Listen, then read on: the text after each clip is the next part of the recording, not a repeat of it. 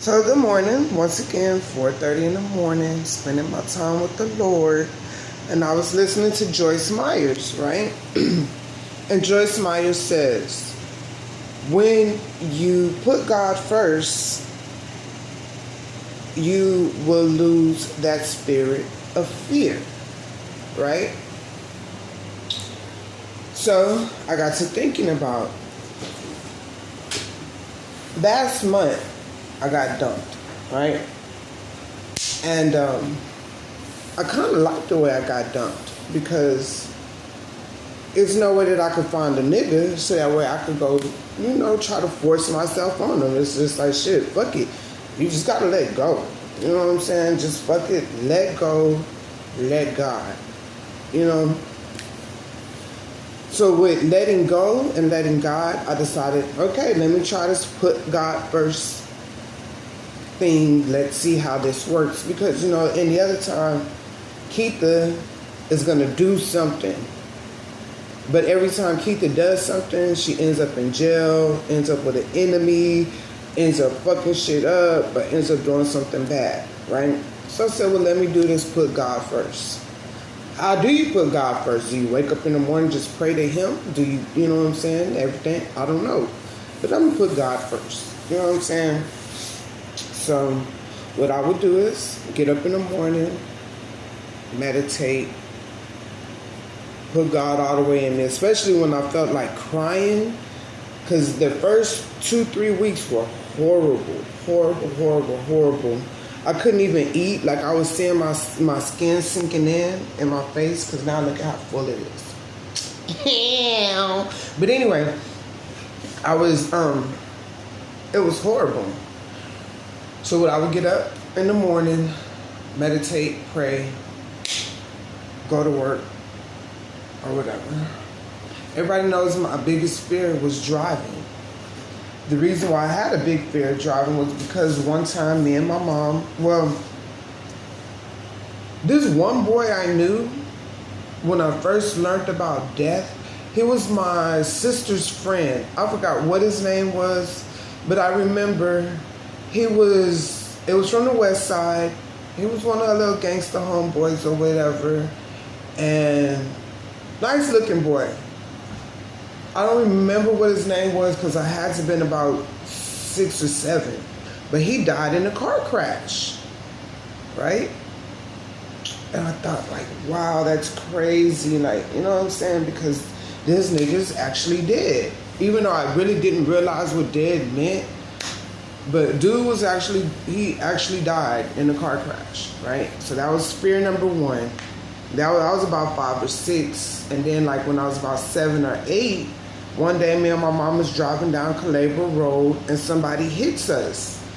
Now, my mama was a gangster. She don't wear seatbelts, and I'm her baby gangster. I ain't wearing no seatbelt neither. Now, we wasn't hurt, but I remember my head hitting one window and then hitting the next window, and my mom was just like, oh my God, my baby, my baby, my baby. Like, you know what I'm saying? We were okay, but still. So that was the second thing that put fear in my heart. So it was like I've always been afraid to drive because not only am I responsible for my life and the people in my car, but the person that I may hit or the person that may hit us. Like, I'm responsible for a whole lot of lives. That's major to me. Like, you know what I'm saying? So once I got dumped, I had to put in what are my pros and what are my cons.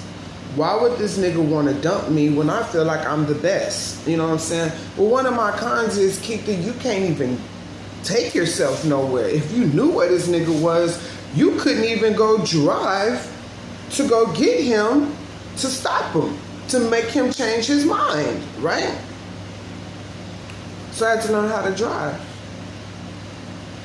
And at 40 years old, I got behind the wheel and got to driving like I was been driving my whole life. Now I'm scared to hit the highway just yet, but I really believe if I wanted to, I could get in the car right now and drive to Florida if I really had the desire in my heart to do it. But for a long time, I was stirred up with the spirit of fear. Just like I was stirred up when the nigga dumped me. I kept telling him, no, I don't want to be by myself. I don't want to be by myself. Don't do this. Like, please, I don't want to be by myself, right? Spirit of fear, being by myself. Because this has been the best thing. I've been learning about myself. I've been enjoying myself. I've been eating. I've been sleeping. Like, it feels good to know a nigga is not putting you second. You know what I'm saying? Or third or fourth. Or like, you know what I'm saying? It feels good to scroll on Facebook and not see a surprise picture that just makes you just like, oh, I don't even want to eat no more. Because that's why I had lost so much weight. Like, you know what I'm saying? I'm scrolling on Facebook and I'm seeing this stuff and I'm seeing that stuff. And dude is telling me it's not what you think. And I believe him. But still, that's not nothing you want to see. You know what I'm saying? You never let your right hand know what your left hand's doing. You know? For a reason. That shit fuck shit up. That shit'll fuck you up. You know? But anyway, regardless, the spirit of fear is no longer in me. It's like, nigga, what can you do to me? What can you say to me? You know what I'm saying? Even people that get out of line, nah, nigga, you're not finna disrespect me. You're not. Now, certain people I know, okay, look, respectfully, I'm gonna tell you fuck you because I know that you hold a high position within my life, but you're not finna treat me no kind of way. Not scared. And if I lose whatever it is that I have to lose from you, God will replace it. I will be okay.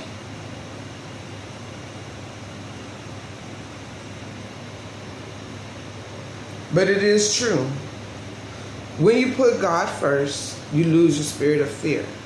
But like I said, God is not like the t-shirts where it's like God, family, hustle. No, it's God, God and family, God and hustle. You put God first in every category, in every box. God is within every box in your life. He goes first in your life. How do you put God first? Okay, bam. What's your relationship? Do you want this relationship? Do you want it to end? You know what I'm saying? What do you want? Because a lot of times people just think, oh, let me just leave and everything will be okay. But you leave and then you find the motherfuckers that's the same person in a different body. So my theory is pray. You know what I'm saying? If you really love somebody, you really want to be with somebody, you really want to work it out, 9 times out of 10, if it's going to be God's glory, I'm going to whoop this kid's ass. Oh my man, my little baby. Next with plugs and shit. But if you have a relationship, you want the relationship to work, then you got to put God in that relationship. And you got to pray about it. And you got to talk to God about it. And you got to practice patience and all this stuff. Because you know what? When you put God in something, the devil really wants to mess it up. So the devil is going to throw all kinds of temptations, everything that way. And then that's when you have to super samurai whoop the devil's ass. You know what I'm saying? With no fear, no nothing. Just But some of us is not strong enough. Some of us is just put in the white flag. When you're praying, that's when the devil's going to work the most. When you got faith, that's when the devil's going to work the most to try to disturb every single thing. You know what I'm saying? So therefore, that's when you put God first, and then you lose that spirit of fear, and then you be able to go outside and whoop the devil's ass.